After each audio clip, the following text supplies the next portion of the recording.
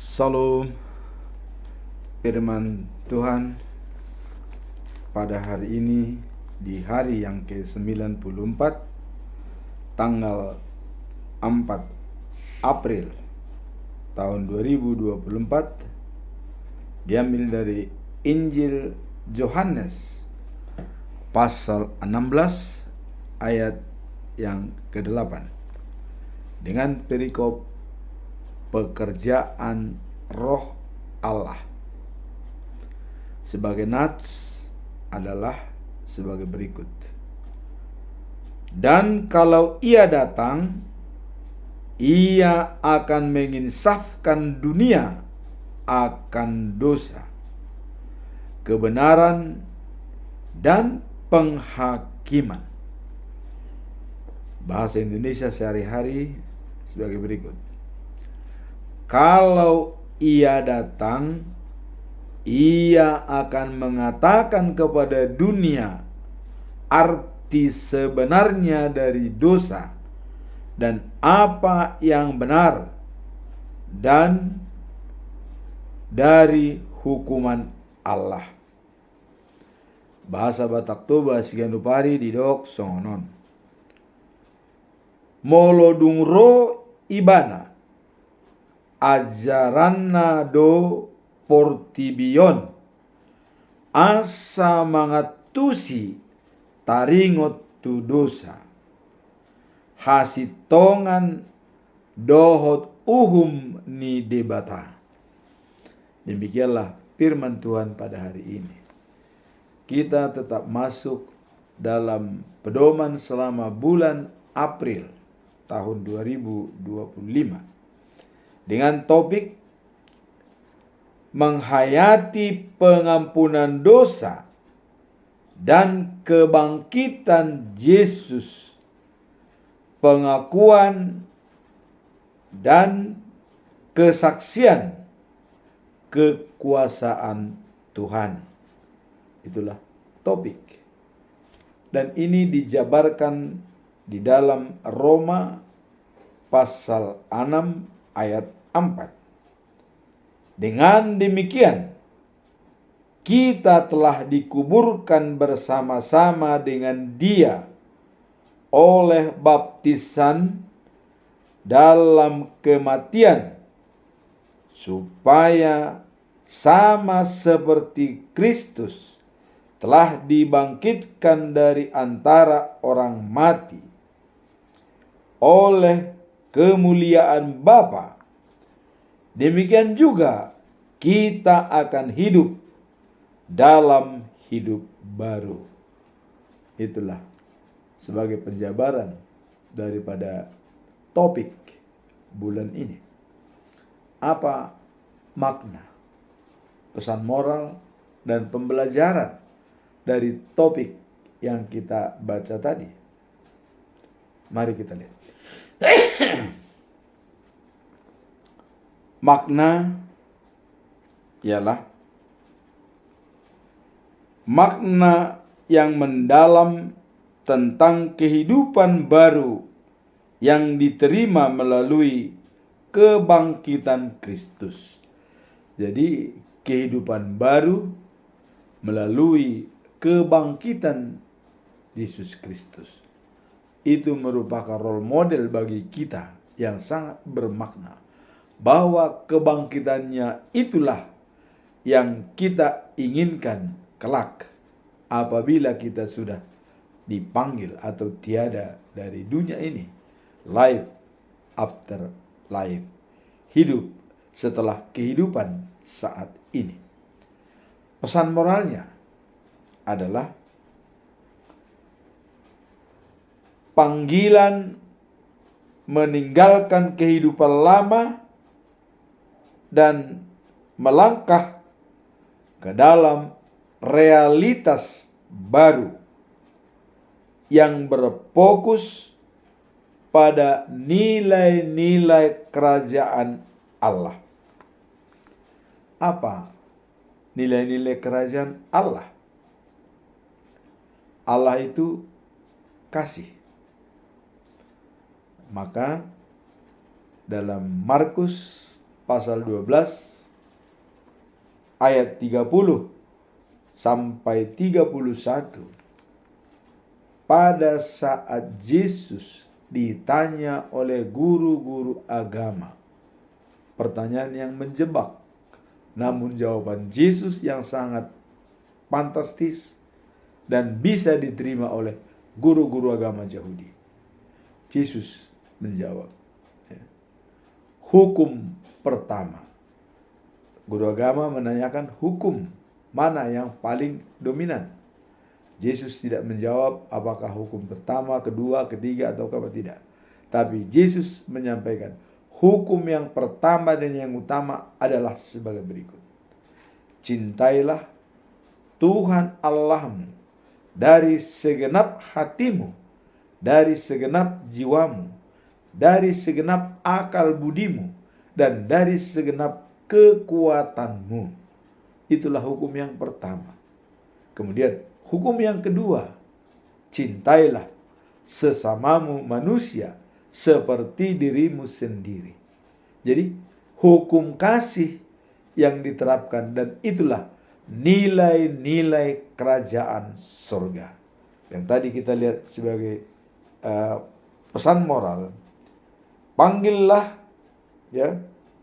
panggilan meninggalkan kehidupan lama. Jadi kehidupan lama, sifat-sifat yang lama, tabiat lama itu ditinggalkan.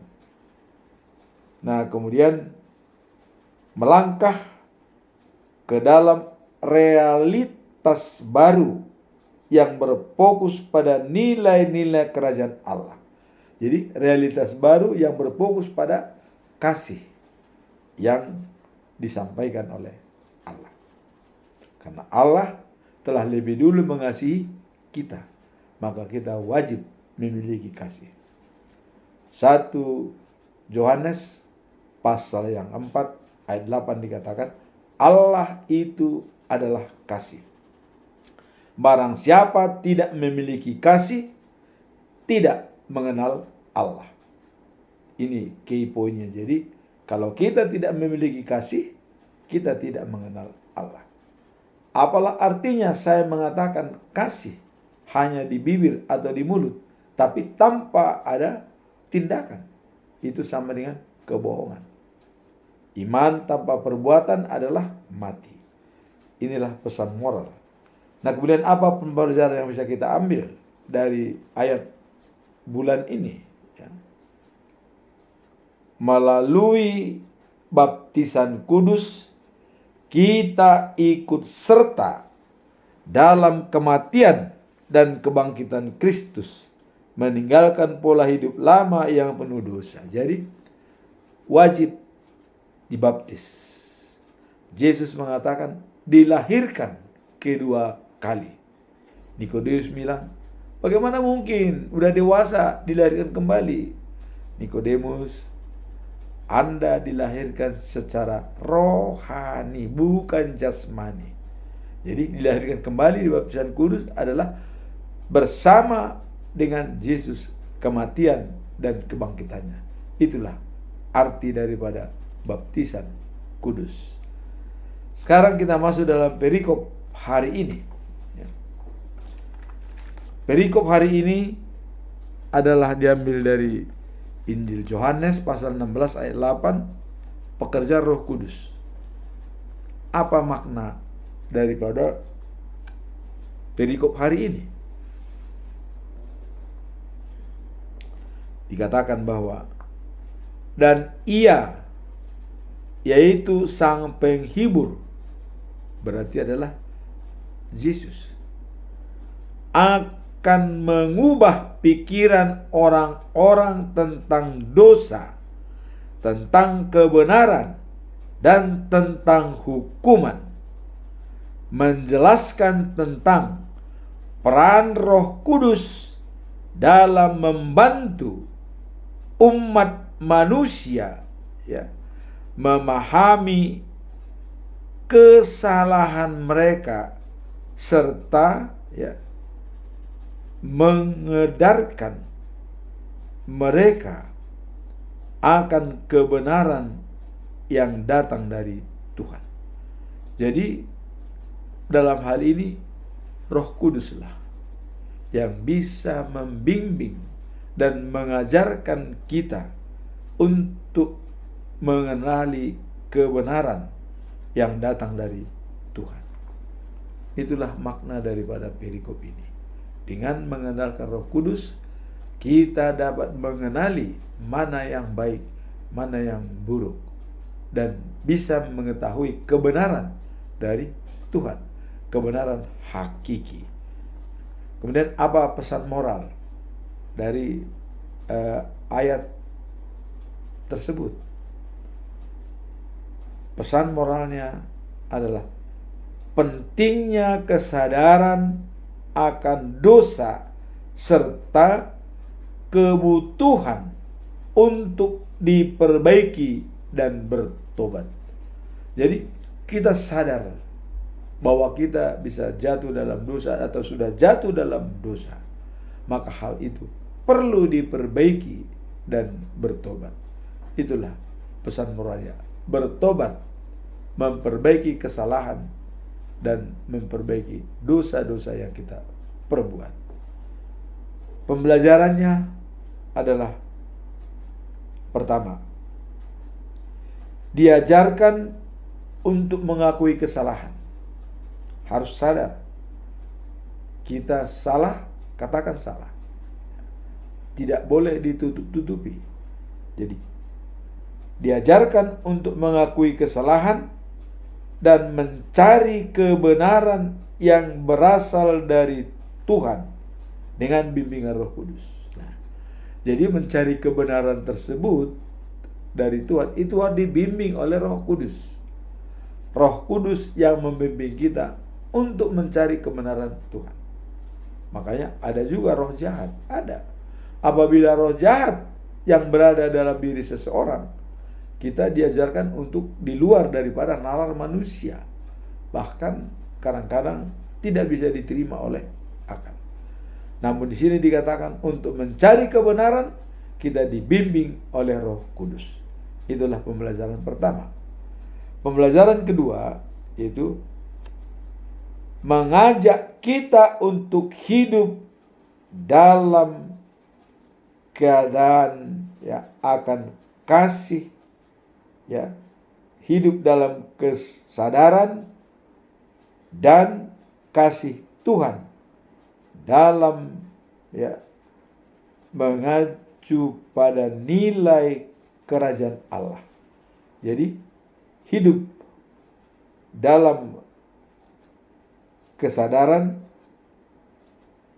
akan kasih Tuhan dan mengacu pada nilai-nilai kerajaan Allah, yaitu sama dengan karakter daripada Allah. Dan juga dikatakan berbagi dengan orang lain dapat merasakan pertobatan dan pengampunan yang ditawarkan oleh Tuhan. Jadi kita berbagi apa yang kita alami sehingga orang lain bisa menjadi bertobat. Itulah pembelajaran yang kedua, dengan menggunakan nilai-nilai dari kerajaan Allah, yaitu karakter Allah, yaitu kasih, dan berbagi kepada orang sehingga mereka juga dapat merasakan pertobatan dan pemulihan karena melihat dari perilaku kita. Pembelajaran yang ketiga dalam Yohanes pasal 16 ayat 8. Dan ia, yaitu sang penghibur, akan mengubah pikiran orang-orang tentang dosa, tentang kebenaran, dan tentang hukuman. Di sini peran Roh Kudus untuk membimbing kita untuk menyadari dosa, dan memahami kebenaran dan pertanggungjawaban atas tindakan. Jadi pembelajaran ketiga ini kita diajak ya untuk membawa peran Roh Kudus sebagai pembimbing kita dalam setiap langkah kita. Mendengarkan suara-suara hati dan suara daripada Tuhan melalui Roh Kudus dan memahami kebenaran ya dan pertanggungjawaban atas tindakan. Jadi kita mempunyai tanggung jawab moral atas tindakan yang kita buat. Nah, maka Roh Kudus kita pakai sebagai alat untuk membimbing kita dalam setiap langkah kita. Itulah pembelajaran makna dan pesan moral daripada perikop ini. Sekarang kita masuk dalam conclusion atau kesimpulan. Saya tetap mengajukan 3 pertanyaan besar yang harus kita jawab.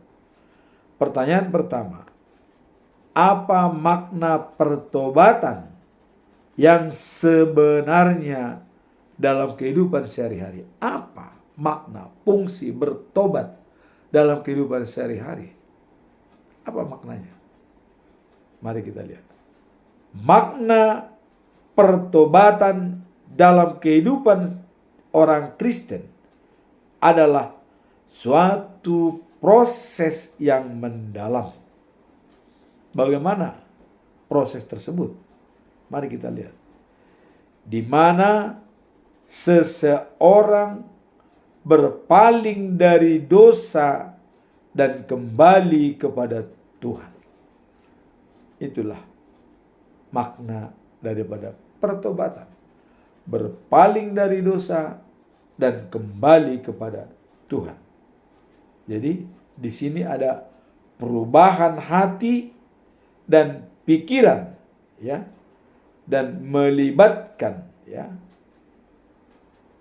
pengakuan kesalahan dan komunitas untuk hidup sesuai kehendak Allah.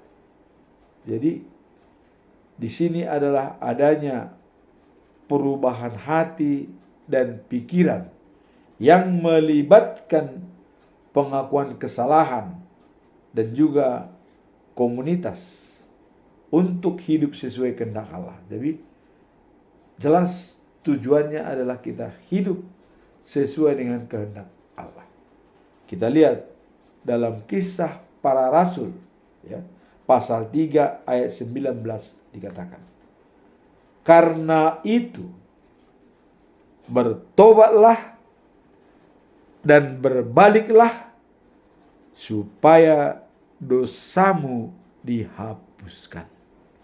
Jadi di sini ada anjuran bertobatlah dan berbaliklah supaya dosamu dihapuskan. Apa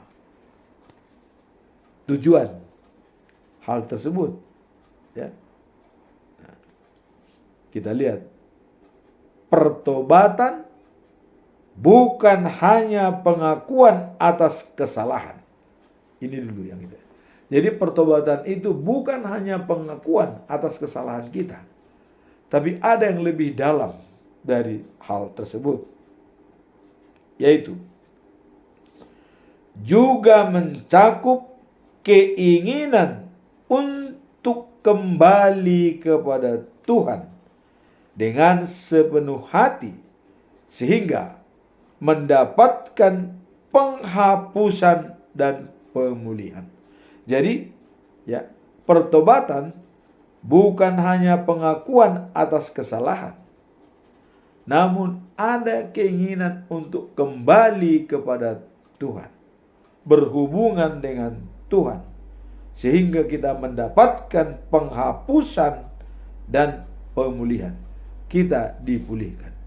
Jadi, di samping pertobatan itu memang ingin kembali kepada Tuhan untuk terjadi pemulihan atau recover, kembali kepada firman. Kalau tadinya kita tidak jarang membaca firman, sekarang baca firman dan renungkan. Itulah yang dikatakan bahwa bertobatlah dan berbaliklah supaya dosamu dihapuskan. Sekarang kita masuk dalam pertanyaan kedua. Bagaimana cara membedakan suara Roh Kudus dan suara hati kita? Bagaimana cara membedakan? Ada dua nih suara nih. Suara Roh Kudus dan suara hati kita.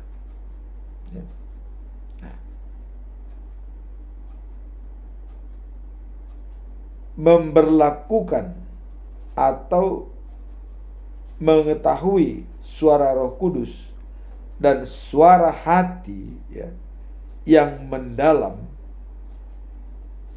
bagaimana kita bisa melihatnya? Dikatakan bahwa suara Roh Kudus membawa ketenangan. Ini dulu poinnya. Suara Roh Kudus membawa ketenangan, kejelasan, dan dorongan untuk melakukan hal-hal yang baik sesuai dengan firman Tuhan. Itulah suara Roh Kudus. Jadi membawa ketenangan, kejelasan, dan dorongan untuk melakukan hal-hal yang baik yang sesuai dengan firman Tuhan. Jadi segala yang kita lakukan itu bekerja untuk Tuhan, bukan untuk manusia. Itulah suara Roh Kudus. Apabila kita sudah bekerja untuk Tuhan, bukan untuk manusia, maka itu bisa dijamin adalah suara Roh Kudus. Bagaimana suara hati dari manusia? Suara hati itu bisa dipengaruhi oleh berbagai emosi dan keinginan pribadi. Jadi suara hati itu bisa dipengaruhi oleh emosional dan juga keinginan pribadi, tidak murni. Itulah bedanya suara Roh Kudus dan suara hati. Suara Roh Kudus bekerja untuk Tuhan. Suara hati bisa dipengaruhi oleh duniawi atau bisa bekerja untuk manusia. Itu bedanya suara Roh Kudus dan suara hati. Suara Roh Kudus murni, bekerja untuk Tuhan, tapi suara hati bisa dipengaruhi oleh untuk manusia. Jadi suara Roh Kudus dalam Galatia 5 ayat 22 sampai 23. Itulah yang disebut buah-buah roh. Apa itu buah-buah roh? Kasih, sukacita, damai sejahtera, kesabaran, kemurahan, kebaikan, kesetiaan, kelemah lembutan, dan penguasaan diri. Itulah buah-buah roh dalam Galatia 5 ayat 22 sampai dengan 23. Merupakan penjabaran daripada suara hati.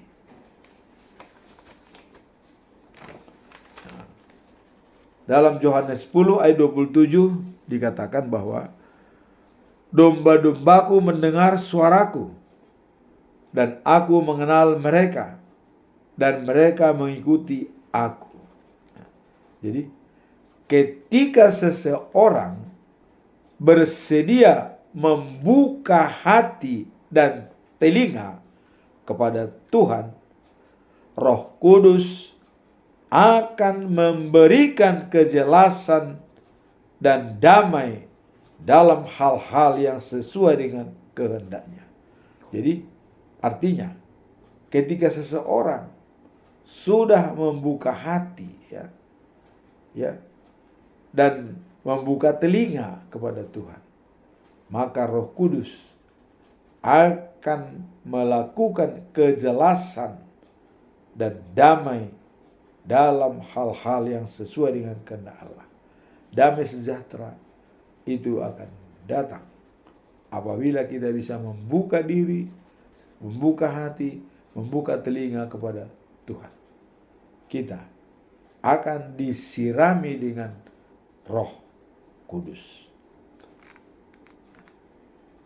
Kemudian suara membawa ketenangan, ya, dan pengertian yang mendalam adalah berasal dari Roh Kudus.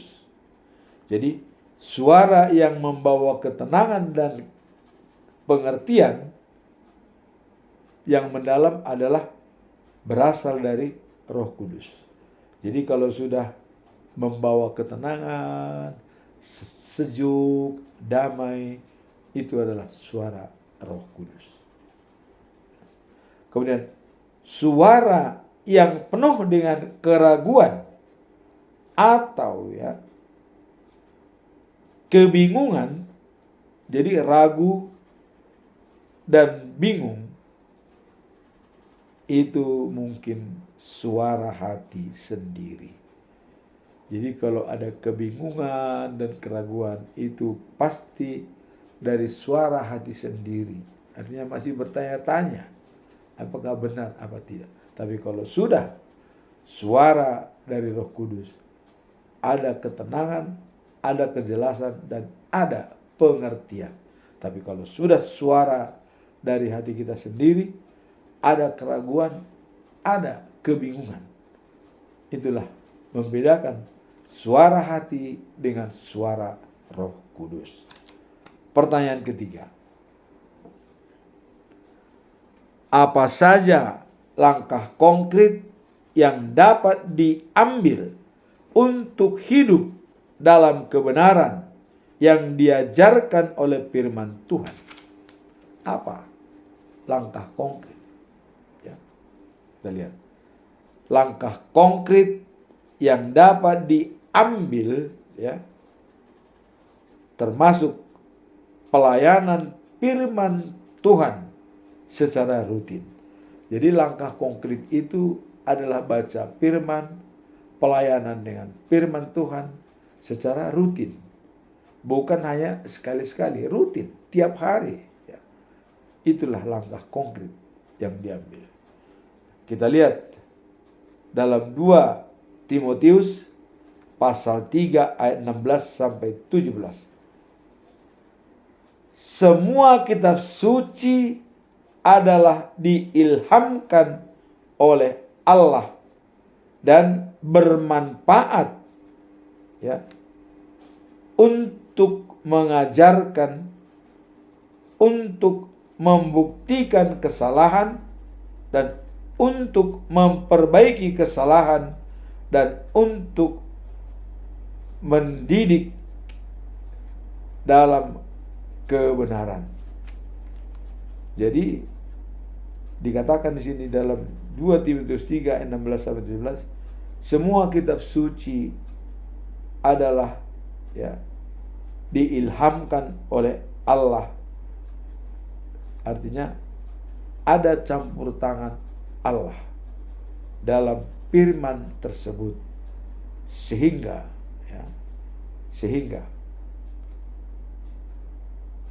bermanfaat untuk mengajarkan. Jadi bermanfaat untuk diajarkan kepada orang-orang, dan juga, ya, untuk membuktikan kesalahan. Jadi dengan mempelajari firman Tuhan, kita mengetahui mana yang baik, mana yang buruk, dan bisa membuktikan suatu kesalahan dihubungkan dengan firman Tuhan dan hukum-hukum Tuhan.